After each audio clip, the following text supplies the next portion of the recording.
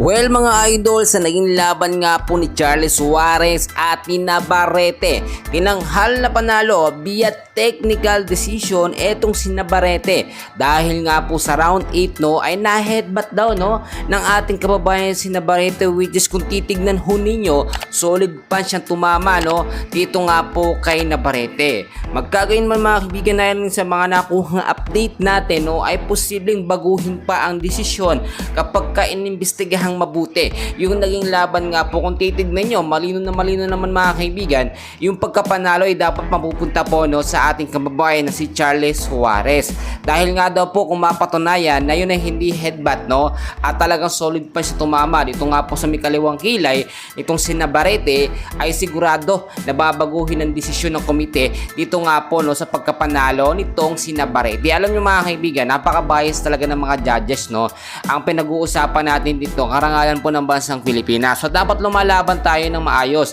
At ganoon naman ginawa ni Charlie Suarez mga kaibigan. Magandang laban yung binigay niya, pero duduguain naman. Ang sinasabi nga natin dito parang nadali or nagkaroon ng bentahang laban. Kasi nga naman, dapat mapupunta na sa ating kababayan ng pagkapanalo ay tila nagkaroon pa ng aberya. Kung titignan nyo, simula round 1, talagang maganda ang pinapakita ng ating kababayan na pambato nga po na si Suarez. Si Navarrete, medyo alangan na siya. Do meron siyang medyo katangkaran siya ng konti lang naman dito kay Suarez.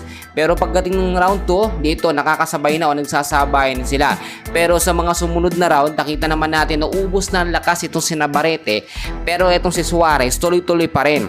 Pero hindi natin matanggap yung nangyari doon nga po sa round 8. Which is kung titignan ninyo mga kaibigan, tayo talagang mananalo dyan kahit sabihin natin decision yan o hindi man lang na-knock out o na-knockdown. Ito nga pong si Navarrete, nitong si Suarez, solid punch naman yung tumama. Alam nyo kaya nila pinagtatakpan na dapat solid punch at sinabi nilang headbutt. Alam nyo, ayaw kasi nilang mapunta yung pagkapanalo sa ating kababayan. Once kasi na maitanghal na panalo itong si Charles Suarez, iingay ho ang kanyang pangalan at magkakaroon siya ng mga sunod-sunod po na kalaban. Yun yung mga hahamon dyan. Alam nyo mga kaibigan, si Suarez po ang susunod na sinasabi natin na magpapalakas sa bansang Pilipinas sa larangan po ng boxing. So yun ang iniiwasan nila. Kaya naman yung sinasabi natin dito, upon checking, iimbestigahan talaga yung naging laban, especially sa round 8 at kung bakit tinanghal na technical decision yung pagkapanalo nito nga pong si Navarrete, na dapat mapupunta yung pagkapanalo dito nga po kay Charlie Suarez.